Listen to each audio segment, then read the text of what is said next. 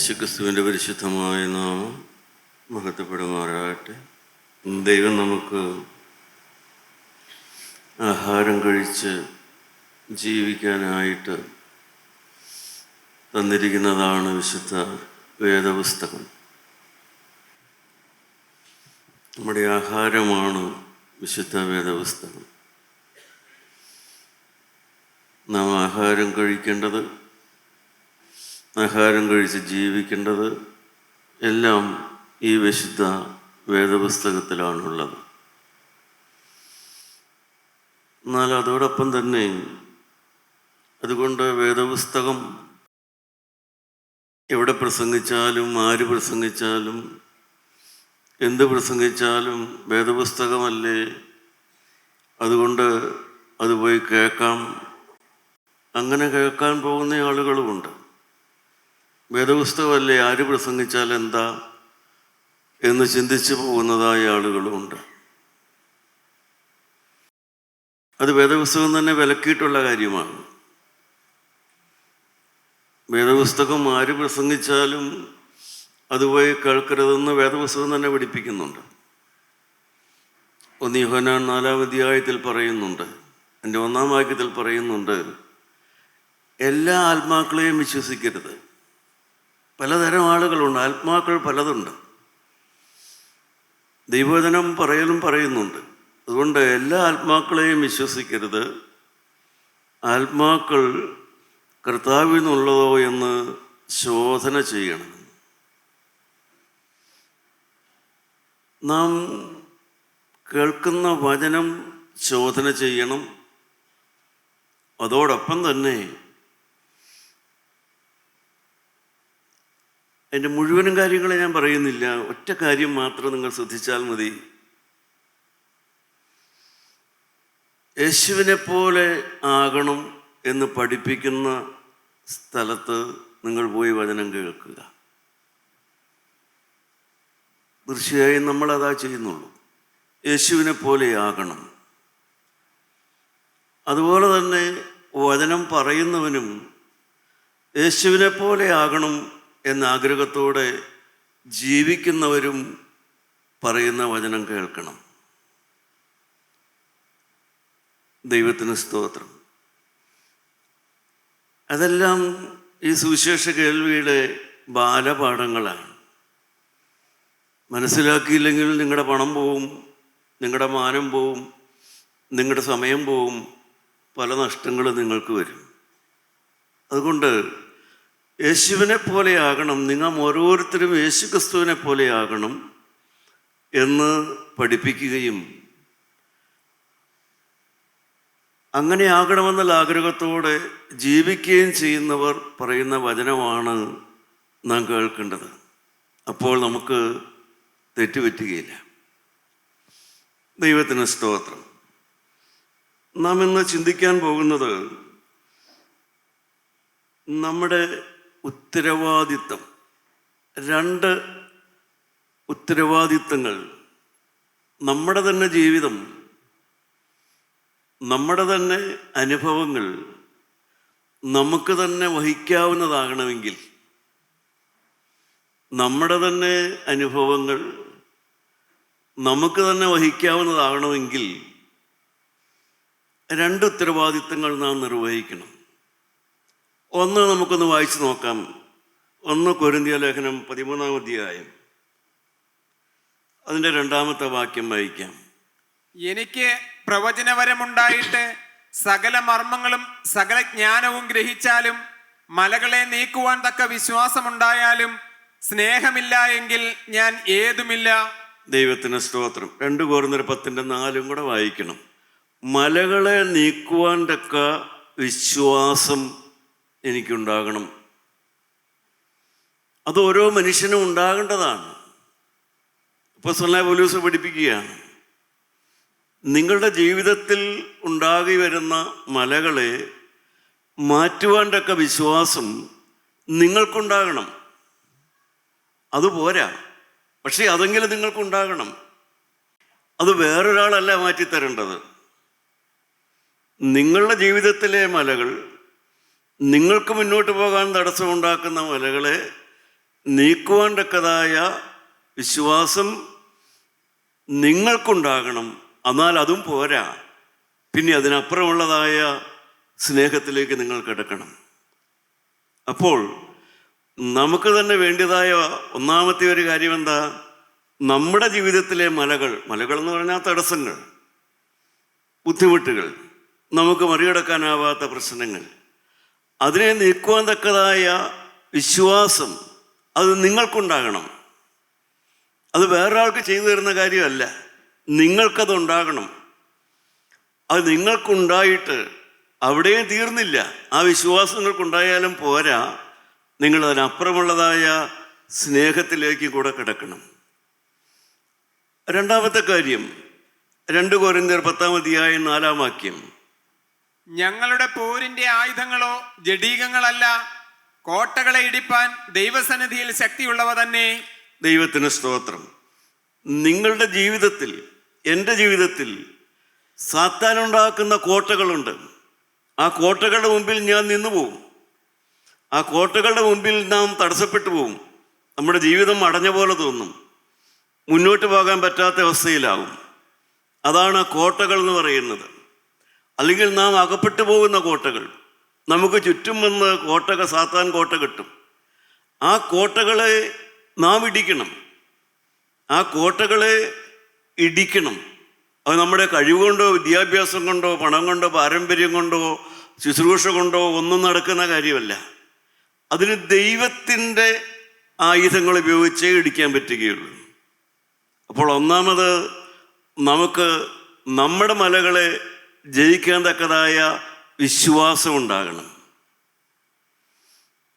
ചുരുക്കത്തിൽ നമ്മുടെ എല്ലാ പ്രശ്നങ്ങൾക്കും ദൈവം പരിഹാരം ഉണ്ടാക്കി തരില്ല. നമ്മുടെ അനേക പ്രശ്നങ്ങൾക്കും നാം തന്നെ പരിഹാരം ഉണ്ടാക്കണം. നമുക്ക് പരിഹാരം ഉണ്ടാക്കാൻ കഴിയുമെന്നാണ് ദൈവം പറയുന്നത്. നമ്മുടെ പ്രശ്നങ്ങൾക്ക് പലതിനും പരിഹാരം നാം തന്നെ ഉണ്ടാക്കണം. അതിനുള്ള കഴിവ് നമ്മളിലുണ്ട്. അതിനുള്ള കഴിവ് മനുഷ്യനുണ്ട്. അതിനാണ് ദൈവം മനുഷ്യന് വചനം തന്നിരിക്കുന്നത്. ഈ വചനം വിശ്വസിച്ച്, ഈ വചനം കയ്യിലെടുത്ത് വചനം വിശ്വസിച്ച് നാം നമ്മുടെ മലകളെ അതിനെ മറികടക്കണം. എല്ലാം വേറെ ആരെയും പരിഹരിച്ചു തരേണ്ടതല്ല. നമ്മുടെ അനേക പ്രശ്നങ്ങളും നമ്മൾ തന്നെ ഉണ്ടാക്കിയിരിക്കുന്ന പ്രശ്നങ്ങളാണ്. നമ്മൾ തന്നെ ഉണ്ടാക്കിയിരിക്കുന്ന പ്രശ്നങ്ങളാണ്. അതൊക്കെ ഈ വചനപ്രകാരം ജീവിച്ച് നമുക്ക് തന്നെ മറികടന്നു പോകാൻ സാധിക്കും. ദൈവത്തിന് സ്തോത്രം. അപ്പോൾ ഈ 2 കാര്യങ്ങൾ നമ്മുടെ മനസ്സിൽ എപ്പോഴും ഉണ്ടായിരിക്കണം. നമ്മുടെ കോട്ടകളെ ഇടിക്കുക, മലകളെ മാറ്റുക. ഇതെല്ലാം മനുഷ്യനെ നിരാശപ്പെടുത്തുന്ന ചിന്തകളാണ് വാസ്തവത്തിൽ. ഇതൊക്കെ ആരെങ്കിലുമൊക്കെ ഒന്ന് ചെയ്തു തന്നെങ്കിൽ, ഈ മലയൊക്കെ ആരെങ്കിലും ഒന്ന് മാറ്റി തന്നെങ്കിൽ, ഈ പ്രശ്നങ്ങളൊക്കെ ആരെങ്കിലുമൊക്കെ ഒന്ന് മാറ്റി തന്നെങ്കിൽ, ഈ ബുദ്ധിമുട്ടുകളൊക്കെ എങ്ങനെയെങ്കിലും ദൈവം എന്തെങ്കിലും കാണിച്ചൊന്ന് മാറ്റി തന്നിരുന്നെങ്കിൽ, ആരെങ്കിലുമൊക്കെ എനിക്ക് വേണ്ടി പ്രാർത്ഥിച്ചതെല്ലാം ഒന്ന് മാറ്റി തന്നിരുന്നെങ്കിൽ. ഇതാണ് എപ്പോഴും മനുഷ്യൻ്റെ ചിന്ത. പക്ഷേ വേദപുസ്തകം പഠിപ്പിക്കുന്നു, മലകളെ നീക്കുവാണ്ടൊക്കെ വിശ്വാസം ഉണ്ടായിട്ട്, നിങ്ങൾക്കുണ്ടായിട്ട്. ദൈവമക്കളെ, അതിനാണ് ഈ വിശുദ്ധ വേദപുസ്തകം. അതിനാണ് ദൈവത്തിൻ്റെ ആത്മാവ് പ്രവർത്തിക്കുന്ന ദൈവത്തിൻ്റെ വചന ശുശ്രൂഷകൾ. അതിനാണ് നമ്മളെ ദൈവത്തോട് കൂട്ടി വരുത്തിയിരിക്കുന്നത്. ദൈവനാമത്തിൽ പെടുമാറാകട്ടെ. 1973 മുതൽ ഈ 50 കൊല്ലമായിട്ടും ഈ കൂട്ടായ്മ ഒരു ചൂണ്ടുപലക മാത്രമാണ്. അത് ഇന്നും ഒരു ചൂണ്ടുപലകയാണ്, നാളെയും ഒരു ചൂണ്ടുപലകയായിരിക്കും. യേശുവിനെ കാണിച്ചു കൊടുക്കുന്ന ഒരു ചൂണ്ടുപലക മാത്രമാണ്. ഈ കൂട്ടായ്മ നിങ്ങൾക്കൊരു കൈത്തിരി പോലെ മാത്രമേ ഉള്ളൂ. നിങ്ങളുടെ കയ്യിലൊരു തിരി കത്തിച്ച് കിട്ടും. ആ തിരി കൊണ്ട് നടക്കേണ്ടത് നിങ്ങളാണ്. ആ തിരി കത്തിച്ച് കെടാതെ സൂക്ഷിച്ച് അതുകൊണ്ട് നടക്കേണ്ടത് നിങ്ങളാണ്. സ്വർഗരാജ്യം എന്ന് പറയുന്നത് പ്രാർത്ഥിച്ചാൽ കിട്ടുന്ന സ്ഥലമല്ല, ജീവിച്ചാലേ കിട്ടുകയുള്ളൂ. സ്വർഗത്തിൽ എത്തുവാൻ തക്കവണ്ണം ജീവിച്ചാലേ സ്വർഗം കിട്ടുകയുള്ളൂ. സ്വർഗത്തിൽ എനിക്ക് പോകണമെന്ന് പറഞ്ഞ് പ്രാർത്ഥിച്ചാൽ സ്വർഗം കിട്ടുകയില്ല. സ്വർഗത്തിൽ എത്തുവാൻ തക്കവണ്ണം ജീവിച്ചാൽ സ്വർഗം കിട്ടും. അതിനുള്ള കൈത്തിരിയാണ് ഇവിടെ നിന്ന് തരുന്നത്. ആ തിരി കെടാതെ നിങ്ങൾ സൂക്ഷിച്ചാൽ നിങ്ങൾക്ക് ദൈവരാജ്യത്തിലെത്താം. ഇതൊരു ചൂണ്ടുപലക മാത്രമാണ്. ദൈവമക്കളെ, മനുഷ്യരുടെ വാക്ക് കേട്ട് അകന്നുപോയവർ കാണും. നിങ്ങൾ ദൈവത്തിൻ്റെ വചനം കേട്ട് തിരിച്ചു വരണം. മനുഷ്യരുടെ വാക്ക് കേട്ട് നിങ്ങൾ അകന്നുപോയവരുണ്ടാകും. എങ്കിലും സ്നേഹത്തോടെ നിങ്ങൾ പറയുകയാണ്, ദൈവത്തിൻ്റെ വിളി കേട്ട് നിങ്ങൾ തിരിച്ചു വരണം. കാരണം മനുഷ്യൻ്റെ ആത്മീയ അസ്ഥിരത വലുതാണ്. മനുഷ്യൻ വേശ്യാവൃത്തി ചെയ്യുകയും അതേ വേശ്യയെ കല്ലെറുകയും ചെയ്യുന്നതാണ് മനുഷ്യരുടെ ആത്മീയ നേതൃത്വം. അതാണ് മനുഷ്യൻ്റെ അകത്തെ ആത്മാവിൻ്റെ അവസ്ഥ. അതാണ് നാം കാണുന്നത്. കർത്താവായ യേശു പറഞ്ഞത്, വേശ്യാവൃത്തി ചെയ്യുകയും അതേ വേശ്യയെ അത് കഴിയുമ്പോൾ കല്ലെറുകയും ചെയ്യുന്നു. അതാണല്ലോ നാം കണ്ടത്, വേദപുസ്തകത്തിൽ വായിച്ചത്. അതാണ് യേശു ക്രിസ്തു ചൂണ്ടിക്കാണിച്ചത്. ഇതെല്ലാം ആത്മീയത്തിൽ നാം കാണുന്ന ചരിത്രങ്ങളാണ്. ദൈവമക്കളെ, അതുകൊണ്ട് നിങ്ങൾ മനുഷ്യരുടെ വാക്ക് കേട്ട് അകന്നു പോയാലും നിങ്ങൾ ദൈവത്തിൻ്റെ വചനം കേട്ട് നിങ്ങൾ തിരിച്ചു വരണം. ദൈവത്തിന് സ്തോത്രം. ഞാൻ എളിമയോട് ചോദിക്കട്ടെ, സഹോദരിമാരോട് ചോദിക്കട്ടെ, ഒരു വിവാഹം കഴിച്ചു വിട്ട പെൺകുട്ടി സ്വന്തം അപ്പനെയും അമ്മയെയും സ്നേഹിക്കണം, നല്ലത്. പക്ഷേ അവളുടെ ഭർത്താവിൻ്റെ അപ്പനെയും അമ്മയെയും സ്നേഹിച്ചാലേ അവളുടെ ജീവിതത്തിലെ മലകൾ മാറുകയുള്ളൂ, കോട്ടകൾ ഇടിയുകയുള്ളൂ. ഒരമ്മായിമ്മ സ്വന്തം മകളെ സ്നേഹിച്ചാൽ ആ അമ്മായിമ്മയുടെ ജീവിതത്തിലെ ഒരു കോട്ടയും ഇടിയാൻ പോകുന്നില്ല. മരുമകളെ മകളെപ്പോലെ കണക്കാക്കിയാൽ ആ അമ്മായിമ്മയുടെ ജീവിതത്തിലെ അനേക മലകൾ മാറും, കോട്ടകൾ ഇടിയും. സത്യമല്ലേ? വാസ്തവല്ലേ പ്രിയപ്പെട്ടവരെ? സ്വന്തം ഭാര്യയെ നോക്കി വന്ന് ചിരിക്കാൻ ഒരു ഭർത്താവിന് കഴിഞ്ഞാൽ അവൻ്റെ ജീവിതത്തിലെ പല കോട്ടകളും ഇടിയും. അന്യ സ്ത്രീയെ കണ്ട് പുഞ്ചിരിച്ചത് കൊണ്ടോ അതിൻ്റെ പുറകെ നിന്നതുകൊണ്ടോ ഒരു കോട്ടയും മാറാൻ പോകുന്നില്ല. ഇത് മനസ്സിലാക്കിക്കൊണ്ട് നമ്മുടെ ജീവിതത്തിൽ നാം ശരിയായ കാൽവെപ്പുകൾ നടത്തണം. എങ്ങനെയാണ് കോട്ടകൾ ഇടിയുക? ഒന്നാമതായി യെശയ്യാ പ്രവാചകന്റെ പുസ്തകം എടുക്കാം. അതിൻ്റെ 40-ാം അധ്യായം 26-ാമത്തെ വാക്യം വായിക്കാം. ഒരു വലിയ സത്യം പ്രവാചകൻ അവരെ പഠിപ്പിക്കുകയായിരുന്നു. 40-ാം അധ്യായം 26-ാമത്തെ വാക്യം, യെശയ്യാ പ്രവചനം 40:26. നിങ്ങൾ കണ്ണ് മേലോട്ട് ഉയർത്തി നോക്കുവിൻ, ഇവയെ സൃഷ്ടിച്ചത് നിങ്ങൾ കണ്ണ് മേലോട്ട് ഉയർത്തണം. അന്ന് ആ കാലത്ത് ഇസ്രായേൽ ജനം വിഗ്രഹങ്ങളിലേക്ക് നോക്കുന്ന കാലമാണ്. നേരം വെളുത്താൽ ആദ്യം നോക്കുന്നത് വിഗ്രഹത്തിലേക്കാണ്. നേരം വെളുത്താൽ വിഗ്രഹത്തിലേക്കാണ് ആദ്യം നോക്കുന്നത്. പ്രവാചകൻ പഠിപ്പിച്ചു, നിങ്ങൾക്ക് ഉയരണമോ, നിങ്ങൾക്ക് അന്ധകാരം മാറണമോ, നിങ്ങൾക്ക് വെളിച്ചം ഉണ്ടാകണമോ, എങ്കിൽ നിങ്ങൾ മുകളിലേക്ക് നോക്കണം. അത് തന്നെയാണ് ഇവിടെ പഠിപ്പിക്കുന്നത്. അത് തന്നെയാണ് യോഹന്നാൻ സാർ എന്നെ പഠിപ്പിച്ചത്. മനുഷ്യൻ മനുഷ്യൻ്റെ മുഖത്തേക്കല്ല നോക്കേണ്ടത്, മനുഷ്യൻ ദൈവത്തിൻ്റെ മുഖത്തേക്കാണ് നോക്കേണ്ടത്. മനുഷ്യൻ വിശുദ്ധന്മാരുടെ മുഖത്തേക്കല്ല നോക്കേണ്ടത്, മനുഷ്യൻ അവനെ സൃഷ്ടിച്ച ദൈവത്തിൻ്റെ മുഖത്തേക്കാണ് നോക്കേണ്ടത്. മനുഷ്യൻ മനുഷ്യൻ്റെ മുഖത്തേക്ക് നോക്കാനല്ല പഠിപ്പിച്ചത്. മനുഷ്യൻ മനുഷ്യൻ്റെ മുഖത്തേക്ക് നോക്കിയാൽ അവൻ്റെ ഒരു ഇരുട്ടും മാറുകയില്ല, അവൻ്റെ ഒരു വേദനയും മാറുകയില്ല. അവൻ മുകളിലേക്ക് നോക്കണം. ഇസ്രായേൽ മക്കൾ മുകളിലേക്ക് നോക്കി പഠിച്ചവരാണ്. അവരുടെ പിതാക്കന്മാർ വരെ മുകളിലേക്ക് നോക്കാനാണ് പഠിപ്പിച്ചത്. പക്ഷേ അവർ നോക്കി നോക്കി നോക്കി വിഗ്രഹങ്ങളിലേക്ക് നോക്കുന്നവരായി തീർന്നു. കർത്താവായ യേശു ജനിക്കുന്നതിന് 2700 കൊല്ലം മുമ്പ് യെശയ്യാ പ്രവാചകൻ അവരോട് പറഞ്ഞു, നിങ്ങൾ മുകളിലേക്ക് നോക്ക്. നിങ്ങൾക്ക് ക്ഷീണിച്ചു പോകാതെ ഓടുവാൻ, തളർന്നു പോകാതെ നടക്കുവാണെങ്കിൽ നിങ്ങൾ മുകളിലേക്ക് നോക്ക്. പ്രിയപ്പെട്ട ദൈവത്തിലെ അത് തന്നെയാണ് ഇന്ന് നിന്നെ ഓർപ്പിക്കുന്നത്. നീ മുകളിലേക്ക് നോക്ക്. നിന്റെ ഇരുട്ട് മാറും, നിന്റെ സന്ദേഹം മാറും, നിന്റെ മ്ലാനത മാറും, നിന്റെ കുടുംബത്തിലെ അന്ധകാരം മാറും. നീ മുകളിലേക്ക് നോക്ക്. ദൈവമക്കളെ, നാം വാസ്തവത്തിൽ അത് ചെയ്യുന്നവരാണോ? നമ്മുടെ ജീവിതത്തിലെ ഇരുട്ട് മാറാനായിട്ട് വേറെ യാതൊരു വഴിയുമില്ല. നാം മുകളിലേക്ക് നോക്കണം. നാം വിശുദ്ധന്മാരുടെ മുഖത്തേക്ക് നോക്കിയാൽ ഇരുട്ട് മാറില്ല. ഒരു സഭയും പഠിപ്പിച്ചിട്ടില്ല. ഒരു സഭയും പഠിപ്പിച്ചിട്ടില്ല വിശുദ്ധന്മാരുടെ മുഖത്തേക്ക് നോക്കാൻ. നിങ്ങളുടെ ജീവിതത്തിലെ ഇരുട്ട് മാറണമെങ്കിൽ നിങ്ങൾ മുകളിലേക്ക് നോക്കണം. നിങ്ങൾ മുകളിലേക്ക് തന്നെ നോക്കണം. നിങ്ങൾ ഡോക്ടർമാരിലേക്ക് നോക്കിയാൽ നിങ്ങളുടെ ഇരുട്ട് മാറുകയില്ല. നിങ്ങളുടെ രക്തം പരിശോധിച്ച് റിപ്പോർട്ടിലേക്ക് നോക്കിയാൽ നിങ്ങളുടെ ഇരുട്ട് മാറുകയില്ല. നിങ്ങളുടെ പരീക്ഷാ സർട്ടിഫിക്കറ്റിലെ മാർക്കിലേക്ക് നോക്കിയാൽ ഇരുട്ട് മാറില്ല.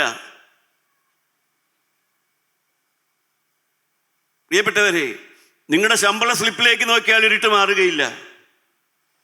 നിങ്ങളുടെ പേഴ്സിലേക്ക് നോക്കിയാൽ ഇരുട്ട് മാറുകയില്ല. നിങ്ങളുടെ മ്ലാനത മാറണമെങ്കിൽ, നിങ്ങളുടെ ജീവിതത്തിലെ ഇരുട്ട് മാറണമെങ്കിൽ മുകളിലേക്ക് നോക്കണം. അതുകൊണ്ടാണ് നമ്മുടെ പിതാക്കന്മാർ തൂക്കപ്പെട്ട് വിലാവ് തുറന്ന ആ രക്തം വെള്ളമൊഴുകുന്ന മിശിഹായിലേക്ക് നോക്കിയത്. കാരണം നോക്കേണ്ടവരെ നോക്കാൻ അവരെ പഠിപ്പിച്ചു. ഈ മക്കളെ, നിങ്ങളുടെ ജീവിതത്തിലെ മലകൾ മാറണമെങ്കിൽ, ഇരുട്ടുകൾ മാറണമെങ്കിൽ നിങ്ങൾ മുകളിലേക്ക് നോക്കണം. ശലോമോനാണ് ജനത്തെ പഠിപ്പിച്ചത്. ദാവീദിന്റെ മകനായ സോളമൻ രാജാവ് പഠിപ്പിച്ചു. നിങ്ങൾ കാണേണ്ടത് കണ്ടാൽ നിങ്ങളുടെ നിരാശ മാറി നിങ്ങൾക്ക് സന്തോഷം വരുമെന്ന്. 15-ാം അധ്യായമായിരിക്കണം സദൃശ്യവാക്യം. 15-ാം അധ്യായത്തിന്റെ 30-ാമത്തെ വാക്യം വായിച്ചു നോക്കാം. സദൃശ്യവാക്യം 15-ാം അധ്യായം എടുക്കാൻ 30-ാമത്തെ വാക്യം വായിച്ചു നോക്കാം. കണ്ണിന്റെ ശോഭ ഹൃദയത്തെ സന്തോഷിപ്പിക്കുന്നു, നല്ല വർത്തമാനം അസ്ഥികളെ തണുപ്പിക്കുന്നു. കണ്ണിന്റെ ശോഭ എന്ന് പറഞ്ഞാൽ കണ്ണിന്റെ ഭംഗിയല്ല. കണ്ണുകൊണ്ട് കാണേണ്ടത് കണ്ടാൽ എന്തുണ്ടാകും? ഹൃദയത്തെ സന്തോഷിപ്പിക്കും. ഹൃദയത്തിന് സന്തോഷം ഉണ്ടാകും. കണ്ണിന്റെ ശോഭ എന്ന് പറയുന്നത് കണ്ണിന്റെ ബ്യൂട്ടി അല്ല. കണ്ണുകൊണ്ട് കാണേണ്ടത് കണ്ടാൽ ഹൃദയത്തിന് സന്തോഷം ഉണ്ടാകും. അതിൻ്റെ ഒപ്പം എന്തുകൂടെ വേണം? നല്ല വർത്തമാനം അസ്ഥികളെ തണുപ്പിക്കുകയും ചെയ്യുന്നു. സോളമൻ പഠിപ്പിച്ചു. ദൈവമക്കളെ, നിങ്ങൾ കാണേണ്ടത് കാണണം, അല്ലാതെ നിങ്ങളുടെ ഹൃദയത്തിന് സന്തോഷം കിട്ടുകയില്ല. വെറുതെ ഒരു കൂട്ടായ്മയിലേക്ക് വന്നു. ഈ കൂട്ടായ്മയിലേക്ക് വന്നാൽ ഇതിൻ്റെ ഏറ്റവും വലിയ സവിശേഷത, ഈ കൂട്ടായ്മ സമർപ്പണങ്ങൾ എടുപ്പിക്കുന്ന കൂട്ടായ്മയാണ്. സമർപ്പണങ്ങൾ. നിങ്ങളുടെ ഭാവിയെ സംബന്ധിച്ച് നിങ്ങൾ സമർപ്പണങ്ങൾ എടുക്കണം. പ്രായം കുറഞ്ഞവരും കൂടിയവരും, സ്ത്രീകളും പുരുഷന്മാരും, വിദ്യാഭ്യാസം ഉള്ളവരും ഇല്ലാത്തവരും എല്ലാം നിങ്ങളുടെ ഭാവിയെ സംബന്ധിച്ച് നിങ്ങൾ ഓരോരുത്തരും തീരുമാനമെടുക്കണം. നിങ്ങൾ ആദ്യം ദൈവത്തിന് കൊടുക്കേണ്ടത് നിങ്ങളുടെ പ്രശ്നമല്ല. ആദ്യം ദൈവത്തിന് കൊടുക്കേണ്ടത് നിങ്ങളുടെ പ്രശ്നമല്ല. ആദ്യം ദൈവത്തിന് കൊടുക്കേണ്ടത് നിങ്ങളുടെ മക്കളെയുമല്ല. ആദ്യം ദൈവത്തിന് കൊടുക്കേണ്ടത് നിങ്ങളുടെ കുടുംബത്തെയുമല്ല. ആദ്യം ദൈവത്തിന് കൊടുക്കേണ്ടത് നിങ്ങളെ തന്നെയാണ്. നിങ്ങളെ തന്നെ ദൈവത്തിന് കൊടുക്കുക. ഞാനിത് പറഞ്ഞുകൊണ്ടിരിക്കുമ്പോൾ തന്നെ നിങ്ങൾക്ക് കൊടുക്കാം. നിങ്ങളെ തന്നെ ദൈവകരങ്ങളിലേക്ക് കൊടുക്കാം. കർത്താവേ, എന്നെ തന്നെ നിന്റെ കരങ്ങളിലേക്ക് തരുന്നു. എൻ്റെ ഭാവി ഇനി നിന്റെ ഹിതം പോലെയായിരിക്കും. എൻ്റെ ഭാവി നിന്റെ ഇഷ്ടം പോലെയായിരിക്കും.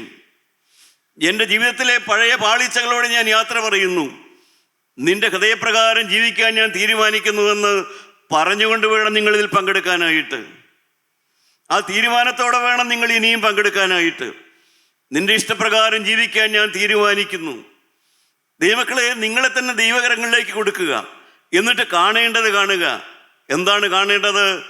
കാണേണ്ടത് കണ്ടാൽ നിങ്ങളുടെ ഹൃദയം സന്തോഷിക്കും. കേൾക്കേണ്ടത് കേട്ടാൽ നിങ്ങളുടെ അസ്ഥികൾക്ക് തണുപ്പുണ്ടാകും. എന്താണ് കാണേണ്ടത്? അതാണ് പിതാക്കന്മാർ കണ്ടത്, ക്രൂശിക്കപ്പെട്ടവനായ ക്രിസ്തുവിനെ. ക്രൂശിക്കപ്പെട്ടവനായ ക്രിസ്തുവിനെ കണ്ടാൽ, നിങ്ങൾക്ക് വേണ്ടി കാൽവരിയിൽ മരിച്ചവനായ ഉയർത്തെഴുന്നേറ്റ ക്രിസ്തുവിനെ നിങ്ങൾ കണ്ടാൽ നിങ്ങളുടെ ഹൃദയത്തിന് സന്തോഷമുണ്ടാകും. അതിന് പകരം നിങ്ങൾ മനുഷ്യരെ കണ്ടാൽ ഉണ്ടാവില്ല. നിങ്ങൾക്ക് ഏതെങ്കിലും വേറെ ഒന്നും കണ്ടാലുണ്ടാവുകയില്ല. നിങ്ങൾ കാണേണ്ടത് ക്രിസ്തുവിനെയാണ്. ആ അണിപ്പാടുകളിലേക്കാണ് നിങ്ങൾ നോക്കേണ്ടത്. നിങ്ങൾ അവിടെ നോക്കൂ പ്രിയപ്പെട്ടവരെ. നിങ്ങളൊന്ന് വിളിച്ചു നോക്കൂ, ഒന്ന് അറിഞ്ഞു നോക്കൂ. ദൈവത്തിന് സ്തോത്രം. കാരണം നല്ലവനായ യേശു നിങ്ങളുടെ ഹൃദയത്തിന് സന്തോഷം തരുമെന്ന് ജ്ഞാനിയായ ശലോമോൻ പഠിപ്പിക്കുന്നു. കേൾക്കേണ്ടത് കേൾക്കണം. എന്താണ് കേൾക്കേണ്ടത്? നല്ല വർത്തമാനം അസ്ഥികളെ തണുപ്പിക്കുന്നു. എന്താണ് നല്ല വർത്തമാനം? ഞാൻ നല്ലവനാണെന്ന് എന്നോട് ആരെങ്കിലും പറയുന്നതാണോ നല്ല വർത്തമാനം? നിങ്ങൾ നല്ലവനാണെന്ന് നിങ്ങളോട് ഞാൻ പറയുന്നതാണോ നല്ല വർത്തമാനം? അല്ല. നല്ല വർത്തമാനം എന്ന് പറഞ്ഞാൽ ഏതാ? നിന്റെ അകത്ത് പാപമുണ്ട്, നിന്നിൽ തിന്മയുണ്ട്, അത് തിരുത്തുക. Admitting sin. അതിനേക്കാൾ നല്ലൊരു വർത്തമാനം ഒരു മനുഷ്യന് കേൾക്കാനില്ല. നിനക്ക് പാപമുണ്ട് സഹോദര, യെസ് എനിക്കത് ഉണ്ട് എന്ന് നീ അഡ്മിറ്റ് ചെയ്യുന്നതാണ് ജീവിതത്തിലെ ഏറ്റവും നല്ല വർത്തമാനം. പ്രിയപ്പെട്ടവരെ, ആ വർത്തമാനം നിങ്ങൾ കേൾക്കൂ, ആ വർത്തമാനം നിങ്ങൾ അനുസരിക്കൂ. എനിക്ക് പാപമുണ്ട് കർത്താവേ, എനിക്ക് തെറ്റുകളുണ്ട്, എന്നിൽ തിന്മയുണ്ട്, എനിക്ക് കഴിഞ്ഞ കാലങ്ങൾ തെറ്റ് സംഭവിച്ചിട്ടുണ്ട്. ആ നല്ല വർത്തമാനം. എൻ്റെ 35-ാമത്തെ വയസ്സിൽ എനിക്ക് പാപമുണ്ട് എന്ന് ഞാൻ കേട്ടു, എനിക്ക് തെറ്റുണ്ട് എന്ന് ഞാൻ കേട്ടു, എനിക്ക് യേശു ഉണ്ട് എന്ന് ഞാൻ കേട്ടു, യേശു എന്നെ വിളിക്കുന്നു എന്ന് ഞാൻ അറിഞ്ഞു. യേശു ലോഡ്, എനിക്ക് തെറ്റുണ്ട്, നീ എൻ്റെ ഹൃദയത്തിലേക്ക് വരണമേ എന്ന് സന്തോഷത്തോടെ വിളിച്ചവനാണ് ഞാൻ. അതിൻ്റെ അനുഭവമാണ് എനിക്കുണ്ടായത്. ആ സന്തോഷം ഞാൻ ഇന്ന് അനുഭവിക്കുന്നു. പ്രിയപ്പെട്ടവരെ, നിങ്ങൾ നല്ല വർത്തമാനം കേട്ടുകൊണ്ട് നിങ്ങൾ യേശുവിനെ വിളിക്കൂ. കർത്താവേ, എൻ്റെ ജീവിതത്തിൽ തെറ്റുണ്ട്, തിന്മയുണ്ട്, എൻ്റെ ഹൃദയത്തിലേക്ക് വരണമെന്ന് നിങ്ങളിപ്പോൾ വിളിക്കൂ. പ്രിയപ്പെട്ടവരെ, ആ നല്ലവനായ യേശു നിങ്ങളുടെ ഹൃദയത്തിലേക്ക് കടന്നു വരുമെന്നുള്ളതാണ് സത്യം. നിങ്ങളാരും അകന്നു പോകേണ്ടവരല്ല. കാരണം മനുഷ്യരുടെ നല്ല വാക്ക് കേൾക്കാനല്ല നാം ഇവിടെ വന്നത്. മനുഷ്യർ നമ്മളെക്കുറിച്ച് നല്ലത് പറയുന്നത് കേൾക്കാനല്ല വന്നത്. മനുഷ്യർ നിങ്ങളെക്കുറിച്ച് പറയുന്ന വർത്തമാനം നിങ്ങൾ എങ്ങനെ കേൾക്കണമെന്നറിയാവോ? അത് ഞാൻ പഠിപ്പിക്കാം. 109-ാം സങ്കീർത്തനം 17-ാമത്തെ വാക്യം, 28-ാമത്തെ വാക്യം. 109-ാം സങ്കീർത്തനം 17-ാമത്തെ വാക്യം ആദ്യം വായിക്കാം. ശാപം അവന് പ്രിയമായിരുന്നു, അത് അവന് ഭവിച്ചു. അനുഗ്രഹം അവന് അപ്രിയമായിരുന്നു, അതവനെ വിട്ടകന്ന് പോയി. ദൈവമക്കളെ, ചില മനുഷ്യരങ്ങനെയാണ്. ശപിക്കുന്നതിൽ മാത്രമേ അവർക്ക് താല്പര്യമുള്ളൂ. ശാപം, ശപിക്കുന്നതിലേ താല്പര്യമുള്ള ആളുകളുണ്ട്. അങ്ങനെയുള്ളവർ നിങ്ങളുടെ വീട്ടിലും കാണും. നിങ്ങളുമായിരിക്കും അങ്ങനെ തന്നെ. ഞാനും അങ്ങനെയായിരുന്നു എന്നുള്ളതാണ് സത്യം. അനുഗ്രഹിക്കുന്നതിനേക്കാൾ കൂടുതൽ കുറ്റം പറയുന്നതിലാണ് എനിക്ക് സാമർഥ്യം ഉണ്ടായിരുന്നത്. എൻ്റെ ഭാര്യയാകട്ടെ, എൻ്റെ മക്കളെയാകട്ടെ, അനുഗ്രഹിക്കുന്നതിനേക്കാൾ കൂടുതൽ അവരുടെ കുറ്റം പറയുന്നതിലാണ് എനിക്ക് സാമർഥ്യം ഉണ്ടായിരുന്നത്. അത് ചില മനുഷ്യരുടെ പ്രകൃതമാണത്. ശാപം അവന് പ്രിയമാണ്, അനുഗ്രഹം അവന് അപ്രിയമാണ്. അത് മനുഷ്യൻ്റെ രക്തത്തിൽ കിടക്കുന്ന സ്വഭാവമാണത്. അത് അവരുടെ രക്തത്തിലുള്ളതാണ്. അത് കേട്ട് ഞാൻ ഇളകേണ്ടവനല്ല. ആരുടെയെങ്കിലും ശാപവാക്ക് കേട്ട് ആരെങ്കിലും എന്നെ പ്രാകുന്നത് കേട്ട് ഞാൻ ഇളകരുത്. അപ്പോൾ എൻ്റെ കോട്ടകളാണ് ഇടിയേണ്ടത്, എൻ്റെ മലകളാണ് മാറേണ്ടത്. അവരുടെ വാക്ക് കേട്ട് ഞാനും തകർന്നു പോയാൽ ദൈവമക്കളെ, എൻ്റെ ജീവിതത്തിൽ എനിക്ക് കയറിപ്പോകാൻ സാധിക്കില്ല. ശാപം അവന് പ്രിയമായിരുന്നു, അനുഗ്രഹം അവന് അപ്രിയമായിരുന്നു. അങ്ങനെയുള്ള ആളുകളുണ്ട്. അവർക്ക് ഇന്നിപ്പോൾ അത് ഏറ്റുപറയാം യേശുവിനോട്, കർത്താവെ, അനുഗ്രഹിക്കുന്നതിനേക്കാൾ കൂടുതൽ ശപിക്കുന്നതിലാണ് എനിക്ക് സന്തോഷം, അതെനിക്ക് തിരുത്തി തരണമേ നിങ്ങൾക്ക് പ്രാർത്ഥിക്കാം. കർത്താവായ യേശു തിരുത്താൻ ഇവിടെയുണ്ട്. അവൻ്റെ രക്തം ക്ഷമിക്കാൻ ഇവിടെയുണ്ട്. അവൻ്റെ ആത്മാവ് തീപിടിപ്പിക്കാൻ ഇവിടെയുണ്ട്. അവൻ്റെ രക്തം ചൂടുപിടിപ്പിക്കാൻ ഇവിടെയുണ്ട്. അവൻ്റെ ആത്മാവ് തീ പോലെ ഇറങ്ങി വരാൻ ഇവിടെയുണ്ട്. നിങ്ങൾക്ക് മനസ്സാണോ, നിങ്ങൾക്ക് ആഗ്രഹമാണോ, കർത്താവെ, ഇനി ശാപവാക്ക് പറയാൻ ഞാനില്ല, ഇനി അനുഗ്രഹത്തിൻ്റെ വാക്കേ ഞാൻ പറയുകയുള്ളൂ, ഇനി ആരെയും ഞാൻ വെറുപ്പിക്കുകയില്ല, ആരെയും ഞാൻ ശപിക്കുകയില്ല, ഒരു വാക്കുകൂടെ നിങ്ങൾ പഠിച്ചുകൊള്ളൂ. അതിന് 28-ാമത്തെ വാക്യം, 109-ാം സങ്കീർത്തനം 28-ാമത്തെ വാക്യം കൂടെ വായിക്കൂ. അവർ ശപിക്കട്ടെ, നീയോ അനുഗ്രഹിക്കണം. അവർ ശപിക്കട്ടെ, നീയോ അനുഗ്രഹിക്കുന്നു. അവർ എതിർക്കുമ്പോൾ ലജ്ജിച്ചു പോകട്ടെ, ആ അടിയനോ സന്തോഷിക്കും. ശപിക്കുമ്പോൾ സന്തോഷിക്കണം. മറ്റുള്ളവർ നിങ്ങളെ ശപിക്കുമ്പോൾ നിങ്ങൾ എന്ത് ചെയ്യണം? സന്തോഷിക്കണം. മറ്റുള്ളവർ നിങ്ങളെ എതിർക്കുമ്പോൾ നിങ്ങൾ എന്ത് ചെയ്യണം? സന്തോഷിക്കണം. പ്രിയപ്പെട്ടവരെ, അങ്ങനെയാണ് നമ്മുടെ ഹൃദയത്തിലെ, നമ്മുടെ ജീവിതത്തിലെ കോട്ടകളെ ഇടിച്ച് നമുക്ക് മുന്നോട്ട് പോകാൻ സാധിക്കുകയുള്ളൂ. ആരെങ്കിലും നിങ്ങളുടെ കുറ്റം പറയുകയാണോ, ആരെങ്കിലും നിങ്ങളെ ശപിക്കുകയാണോ, അപ്പോൾ നിങ്ങൾ എന്ത് ചെയ്യണം? മുഖം വാടണമെന്നല്ല. എൻ്റെ ജീവിതത്തിൽ ഞാൻ ഏറ്റവും സന്തോഷത്തോടെ സ്വീകരിച്ചിട്ടുള്ള ഒരു വേദവാക്യമാണത്. ആരെങ്കിലും നിങ്ങളെ ശപിക്കുകയാണോ, സന്തോഷിക്കുക. ആരെങ്കിലും നിങ്ങളുടെ കുറ്റം പറയുകയാണോ, ആനന്ദിക്കുക. കാരണം അതാണ് ദാവീദ് പഠിപ്പിച്ചത്, അതായിരുന്നു ദാവീദിന്റെ പ്രമാണം. അവരെൻ്റെ കുറ്റം പറയട്ടെ, ഞാൻ കൂടുതൽ സന്തോഷിക്കും. ആരെങ്കിലും എൻ്റെ കുറ്റം പറയട്ടെ, സന്തോഷിക്കും. ദൈവമക്കളെ, നിങ്ങൾ നീതിയായി നടക്കുക. നിങ്ങൾ കുറ്റം കണ്ടിട്ടല്ല, മറ്റത് നിങ്ങളെ അനീതിയായി നിങ്ങളെ ദുഃഖിപ്പിക്കട്ടെ, നിങ്ങളുടെ കുറ്റം പറയട്ടെ, അപ്പോൾ നിങ്ങൾ സന്തോഷിക്കുക. നിങ്ങൾക്ക് തീരുമാനമെടുക്കാവോ? ദൈവമക്കളെ, അതെൻ്റെ ജീവിതത്തിലേക്ക് നിങ്ങൾക്ക് പകർത്താവോ? ദാവീദ് പഠിപ്പിക്കുന്നു, വേദപുസ്തകം പഠിപ്പിക്കുന്നു, ദൈവാത്മാവ് പഠിപ്പിക്കുന്നു. ആരെങ്കിലും നിങ്ങളെ ശപിക്കുമ്പോൾ നിങ്ങൾ ഇടിച്ചു താഴ്ന്നു പോവുകയല്ല വേണ്ടത്, നിങ്ങൾ സന്തോഷിക്കണം. കാരണം ദൈവം സത്യമറിയുന്നു, ദൈവം അനുഗ്രഹിക്കുന്നു. മനുഷ്യർ ശപിക്കുമ്പോൾ ദൈവം അനുഗ്രഹിക്കുന്നു. നിങ്ങൾ കണ്ണടച്ച് വിശ്വസിച്ചുകൊള്ളൂ പ്രിയപ്പെട്ടവരെ. കാരണം കൂടാതെ മനുഷ്യർ നിങ്ങളെ ശപിക്കുമ്പോൾ ദൈവം നിങ്ങളുടെ മേൽ അനുഗ്രഹം കോരിച്ചൊരിയുകയാണ് ചെയ്യുന്നത്. അങ്ങ് ദൂരത്തും ചാരത്തും ഇരിക്കുന്നതായ എൻ്റെ പ്രിയ സഹോദരീ സഹോദരന്മാരെ, അന്യായമായി നിങ്ങളെ കുറ്റം വിധിക്കുമ്പോൾ ദൈവത്തിൻ്റെ അനുഗ്രഹം നിങ്ങളുടെ മേൽ ഇറങ്ങി വരികയാണ് ചെയ്യുന്നത്. നിങ്ങൾ ചെയ്യാത്ത കാര്യത്തിൽ നിങ്ങളെ കുറ്റം വിധിക്കുമ്പോൾ നിങ്ങൾ അനുഗ്രഹിക്കപ്പെടുകയാണ് ചെയ്യുന്നത്, നിങ്ങൾ ശപിക്കപ്പെടുകയല്ല ചെയ്യുന്നത്. നിങ്ങളെ അകറ്റി മാറ്റുമ്പോൾ നിങ്ങൾ അനുഗ്രഹിക്കപ്പെടുകയാണ് ചെയ്യുന്നത്. നിങ്ങൾ പുതിയൊരു സൃഷ്ടിയായി മാറുകയാണ് ചെയ്യുന്നത്. ദൈവം നിങ്ങളെ ആകർഷിക്കുകയാണ് ചെയ്യുന്നത്. ഞാൻ ഉയർത്തപ്പെട്ടാൽ സകലരെയും വെങ്കിലേക്ക് ആകർഷിക്കും. ആ ആകർഷണം കർത്താവായ യേശു പറഞ്ഞു, എന്നെ ഒന്ന് കുരിശിൽ കയറ്റി നോക്ക്, അപ്പോൾ അറിയാം വ്യത്യാസമെന്ന്. അതാണ് യേശു പറഞ്ഞത്.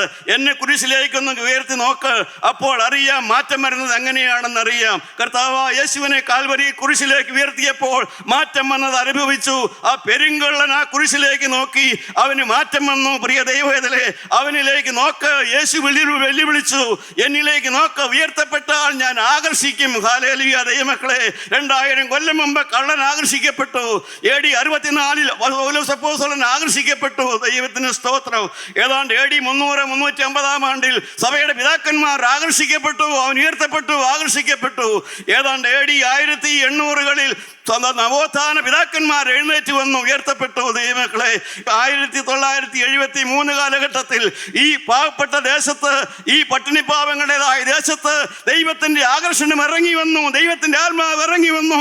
അനേകരുടെ മേൽ തീ ഇറങ്ങി, അനേകരുടെ മേൽ തീ പിടിച്ചു. അവർ നല്ല വർത്തമാനം കേട്ടു. അവർക്ക് പാപമുണ്ടെന്ന് അവർ കേട്ടു, അവർക്ക് തെറ്റുണ്ടെന്ന് അവർ കേട്ടു, അവർക്ക് കുറവുണ്ടെന്ന് അവർ കേട്ടു. അവർ ആനന്ദിച്ചു, അവർ നോക്കേണ്ടവനെ നോക്കി. ഹല്ലേലൂയ. ദൈവമക്കളെ, ഇന്നിറങ്ങിയ ദൈവത്തിന്റെ ആത്മാവ് ഇന്നും ഇറങ്ങുന്നുണ്ട് പ്രിയപ്പെട്ടവരെ. ഇന്നും തീയായിട്ട് അവൻ ഇറങ്ങുന്നുണ്ട്. ഇന്ന് നിങ്ങളെ ചൂടുപിടിപ്പിക്കാൻ ഇറങ്ങുന്നുണ്ട്. നല്ല വർത്തമാനം കേട്ട ദൈവമക്കളെ ഓർത്ത് ഞാൻ നിങ്ങളെ സ്തുതിക്കുകയാണ്, ഞാൻ നിങ്ങളെ അഭിനന്ദിക്കുകയാണ്. കാരണം എന്തെല്ലാം നല്ല വർത്തമാനങ്ങളാണ് കേട്ടത്. ദൈവത്തിന് സ്തോത്രം. നീ ജയിക്കും, നീ പരീക്ഷ ജയിക്കും, നിനക്കൊരു ഭാവി കിട്ടും, നിനക്കൊരു കുഞ്ഞ് പിറക്കും, നിന്റെ കാര്യം ദൈവം നോക്കും, നീയും നിന്റെ ഭർത്താവ് ഒന്നാകും, നീയും നിന്റെ കുടുംബവും ഒന്നാകും. Hallelujah, hallelujah. നിങ്ങൾ കേട്ട നല്ല വർത്തമാനങ്ങളൊന്ന് അയവറക്കി നോക്ക് പ്രിയപ്പെട്ടവരെ. നിങ്ങൾ ഇതുവരെയും കേട്ട നല്ല വർത്തമാനങ്ങൾ, ഈ 50 കൊല്ലത്തിനിടയ്ക്ക് കേട്ട നല്ല വർത്തമാനങ്ങൾ ഒന്ന് അയവറക്കി ദൈവത്തെ സ്തുതിക്കാൻ ആരെങ്കിലും ഉണ്ടോ? ഹല്ലേലൂയ. പറഞ്ഞ നല്ല വർത്തമാനങ്ങൾ നിങ്ങളെ കേൾപ്പിച്ച ദൈവമക്കളെ ഓർത്ത് നിങ്ങൾക്കൊന്ന് സ്തുതിക്കാവോ? Hallelujah, hallelujah, hallelujah. ദൈവജനമേ, ആത്മാവ് ഇറങ്ങട്ടെ, ആത്മാവിന്റെ തീ ഇറങ്ങട്ടെ. ഈ ജനത്തിന്റെ മരവിപ്പ് മാറട്ടെ, അവരുടെ പിന്മാറ്റം മാറട്ടെ. അവരെ ദൈവം സ്നേഹിക്കുന്നു, അവരെ ദൈവം കയ്യിലെടുക്കുന്നു, അവരെ ദൈവം ഉയർത്തുവാൻ ആഗ്രഹിക്കുന്നു. ദൈവ പൈതലേ, നീ അന്യനല്ല, നീ മാറി നിൽക്കേണ്ടവനല്ല. ദൈവത്തിന്റെ ആത്മാവ് ഇറങ്ങി വന്ന് നിങ്ങളോട് സന്ദർശിക്കുകയാണ്. ദൈവം നിങ്ങളെ തൊട്ടിരിക്കുകയാണ്. ദൈവം നിങ്ങളുടെ മേൽ ആശ വെച്ചിരിക്കുകയാണ്. ഇതിന്റെ അനുഭവങ്ങൾ നിനക്കുണ്ടാകും, അത് ഉറപ്പാണ് പ്രിയപ്പെട്ടവരെ. നല്ല വർത്തമാനം കേട്ട ജനം, നല്ല വർത്തമാനം കേട്ട ജനം. ഏതാണ് നല്ല വർത്തമാനം? ഒന്നാമത്തെ നല്ല വർത്തമാനമാണ്, എനിക്ക് തെറ്റുണ്ട്, അത് സമ്മതിക്കുക. അത് കഴിയുമ്പോൾ പിന്നെ നല്ല വർത്തമാനങ്ങളുടെ ഒരു പ്രവാഹമാണ് നിന്നിലേക്ക് വരാൻ പോകുന്നത്. Hallelujah, hallelujah. നിങ്ങൾ സ്തുതിക്കുക ദൈവമക്കളെ. നാം ആത്മാവിൽ ആനന്ദിക്കാൻ പോകുകയാണ്, നാം ആത്മാവിൽ ആരാധിക്കാൻ പോകുകയാണ്. കർത്താവേ, നല്ല വർത്തമാനങ്ങൾ, നല്ല കാഴ്ചയും നല്ല വർത്തമാനവും ഒരുമിച്ചാണ് വരുന്നത്. നല്ല വർത്തമാനവും നല്ല കാഴ്ചയും ഒരുമിച്ചാണ് വരുന്നത്. കാണുന്നത്? എന്താണ് നല്ല കാഴ്ച? ക്രൂശിക്കപ്പെട്ടവനായ ക്രിസ്തു. എന്താണ് നല്ല വർത്തമാനം? കർത്താവ് എന്നെ കണ്ടിരിക്കുന്നു. ഹല്ലേലൂയ, ഹല്ലേലൂയ. അയവറക്കുക, അയവറക്കുക, അയവറക്കുക. കർത്താവേ, 30 കൊല്ലം മുമ്പ് നീ പറഞ്ഞത് സത്യമായല്ലോ കർത്താവേ. 10 കൊല്ലം മുമ്പ് നീ പറഞ്ഞത് നടന്നല്ലോ കർത്താവേ. Hallelujah, hallelujah, hallelujah. കർത്താവേ, നിന്റെ വാഗ്ദത്തം നിറവായല്ലോ ദൈവമേ. നീ കൽപ്പിച്ചത് നിറവായല്ലോ ദൈവമേ. ഇനിയും നടത്തി കിട്ടാനുണ്ടല്ലോ ദൈവമേ. അതും തരാനവൻ ശക്തനാണ്. ദൈവനാമം മഹത്വപ്പെടുമാറാകട്ടെ.